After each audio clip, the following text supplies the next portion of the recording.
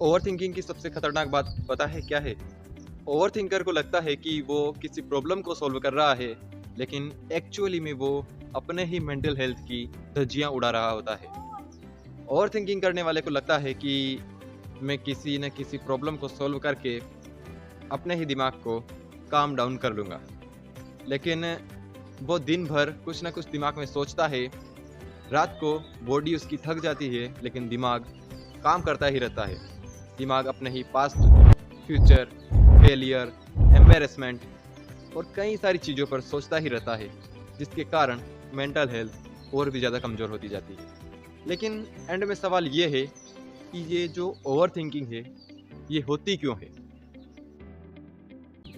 आज का वीडियो बहुत ही ज़्यादा इंटरेस्टिंग होने वाला है, क्योंकि आज के इस वीडियो में हम जानेंगे कि एक्चुअल में ओवर थिंकिंग होती क्यों है और ओवर थिंकिंग के पीछे के साइकोलॉजिकल रीजंस क्या है, ओवर थिंकिंग की सबसे बड़ी शॉकिंग रियलिटी क्या है और इसके पीछे के 3 सबसे बड़े ऐसे सॉल्यूशन, जिन सॉल्यूशन को फॉलो करके आप ओवर थिंकिंग से हमेशा के लिए छुटकारा पाओगे और अपने जीवन को शानदार तरीके से बदल पाओगे। Let's get started. Over thinking का मतलब होता है कि अपनी ही थिंकिंग में इस तरीके से डूबना कि वो आपके लिए काम की थिंकिंग ना रहे। थिंकिंग 2 तरीके की होती है, एक रॉन्ग थिंकिंग, एक राइट थिंकिंग। और जो रॉन्ग थिंकिंग होती है उसी को हम लोग ओवर थिंकिंग कहते हैं, और जो राइट थिंकिंग होती है उसी से नई नई रिसर्चेस होती है। जैसे कि सोचो कि जो भी साइंटिस्ट हुए होंगे, क्या वो हमसे ज़्यादा सोचते होंगे? डेफिनेटली यस, क्योंकि उन्होंने ओवर थिंकिंग की होगी, तभी वो कुछ ना कुछ नई चीज़ों को ईजाद कर पाए और नई चीज़ें बना पाए। ओवर थिंकिंग होती क्यों है, उसके पीछे के मेन कारण क्या है, वो हम अब समझने वाले हैं। तो सबसे बड़ा जो कारण है, सबसे फर्स्ट, वो है fear of uncertainty. Fear of uncertainty का मतलब होता है कि हमें डर होता है कि हमारा फ्यूचर कैसा होगा, यानी कि कोई चीज़ घटित होने से पहले ही हम अपने दिमाग में उसकी एक इमेज बना लेते हैं कि ये चीज़ हो गई तो, या फिर ये चीज़ नहीं हुई तो। वो चीज़ एक्चुअल में होने वाली नहीं है, लेकिन हम अपने ही दिमाग में उसके बारे में सोचे जा रहे हैं और अपने ही दिमाग की बैंड बजा जा रहे हैं। साइकोलॉजिकल रीज़न में दूसरा सबसे बड़ा रीज़न है फियर ऑफ जजमेंट, यानी कि आपके अंदर एक डर होता है कि लोग मुझे किस तरीके से जज करेंगे और लोग मेरे बारे में क्या सोचेंगे। इसी की वजह से आप अपने जीवन में कुछ कर नहीं पाते हो, एक्शन ले नहीं पाते हो, क्योंकि आपका दिमाग यही सोचता रहेगा कि लोग मेरे बारे में क्या सोचेंगे, अगर मैंने ये कर दिया तो लोग क्या कहेंगे। इसी के कारण आप स्टार्ट ही नहीं कर पाते हो और अपने जीवन में कुछ बड़ा बदलाव नहीं ला पाते हो। ओवर थिंकिंग का तीसरा जो साइकोलॉजिकल रीज़न है, वो है थिंकिंग सेफर देन एक्शन, यानी कि इसका मतलब होता है कि जो थिंकिंग होती है वो एक्शन से सेफ होती है, यानी कि एक्शन लेने में रिस्क होता है और थिंकिंग करने में कोई रिस्क नहीं है। बैठे रहो, सोते रहो या फिर कुछ भी करते रहो, लेकिन थिंकिंग होती रहेगी। तो थिंकिंग अपने दिमाग का एक ऐसा जो कि सर्कल समझ लीजिए कि वो एक ऐसा सर्कल है जो आपको घुमाते रहता है और एक्शन नहीं लेने पर मजबूर कर देता है। क्योंकि जब आप एक्शन ले लोगे तो आपको एफर्ट्स लगाने पड़ेंगे, आपको मेहनत करनी पड़ेगी, आपको रिस्क लेनी पड़ेगी, और आपका दिमाग रिस्क लेने को तैयार नहीं है। और इसीलिए वो आपको प्लान के स्टार्टिंग से लेकर प्लान के एंड तक सोचने पर मजबूर करता रहता है और आपको उसी सोच में डुबाए हुए रखता है और आप सोचते ही रह जाते हैं और एक्शन नहीं ले पाते हैं। ये हुए 3 मेन साइकोलॉजिकल रीजंस जिनकी वजह से हर इंसान ओवर थिंकिंग में डूबा रहता है। अब समझते हैं ओवर थिंकिंग का शॉकिंग रियलिटी, शॉकिंग ऑब्जर्वेशन। ऐसा समझिए कि जो ओवर थिंकिंग है वो स्टार्टिंग से लेकर, यानी कि जब बहुत सालों पहले डायनासोर के काल में इंसान होमो सेपियंस के नाम से जाने जाते थे, और उस समय से डायनासोर यानी कि जो जानवर हैं, जानवर और इंसान में एक ही चीज़ का डिफरेंस था उस समय से कि इंसान सोच पाता था और जानवर अच्छे तरीके से सोच नहीं पाता था। जानवर के अच्छे तरीके से नहीं सोचने के कारण ही आज जानवर इंसानों के गुलाम है, वरना जानवर कितने बड़े हैं आप सोच के देखिए। और इतना बड़ा जानवर कुछ कुछ नहीं कर पाता है एक छोटे से इंसान के आगे, और छोटा सा इंसान सिर्फ अपनी थिंकिंग के कारण उतने बड़े जानवर को कंट्रोल कर पाता है।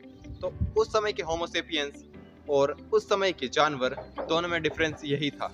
और उस समय का जो होमो सेपियंस था वो ओवर थिंकिंग, यानी कि जो थिंकिंग की प्रोसेस उस समय से चली, सिविलाइजेशन बढ़ा, और उस समय से वो जो होमो सेपियंस है वो सोचता था कि मुझे खुद जानवरों से बचना है, खुद शिकार नहीं बनना है, और खुद के लिए, अपने सर्वाइवल के लिए जानवरों का शिकार करना है। और इस तरीके से वो सोचता था, अपनी प्लानिंग्स बनाता था, योजनाएं बनाता था, और उन योजनाओं के बलबूते पर ये जो थिंकिंग की प्रोसेस है ये उस समय से, डायनासोर के काल से आज तक चली आ रही है। तो ये एक जेनेटिक्स है उस समय से ही, कि हम सब उस समय से थिंकिंग वाले माइंड में ही चले आ रहे हैं।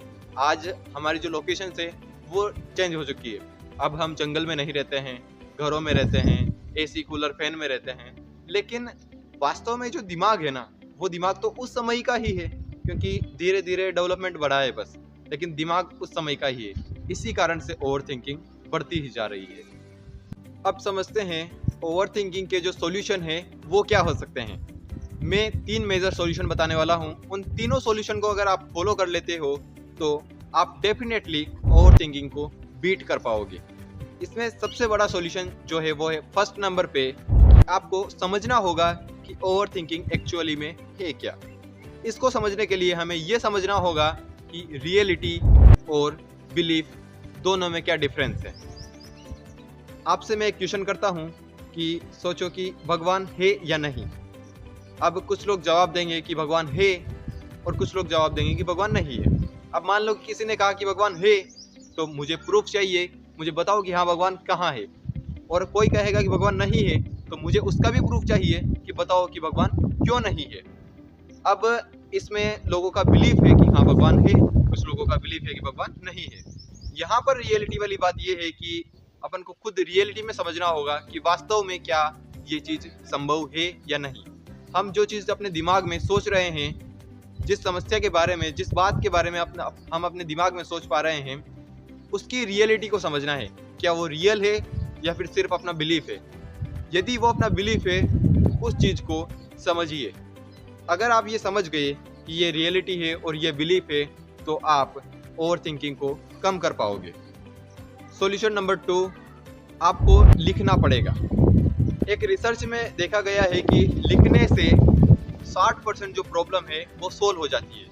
अपने दिमाग में जो समस्या चल रही है, और उस समस्या को हमने बहुत ज़्यादा बड़ा बना रखा है कि ये समस्या तो इतनी बड़ी है, लेकिन जब आप कॉपी और पेन उठाते हो और उस समस्या को लिखते हो, तो वो समस्या 60% छोटी हो जाती है। क्योंकि दिमाग जो है वो एक पैटर्न में सोचता रहता है, लेकिन जब पेन उठाकर लिखने की बारी आती है तो वो सारे पैटर्न्स को लिख नहीं पाता है, और जो वास्तव में जो समस्या है वही समस्या उभर कर सामने आती है।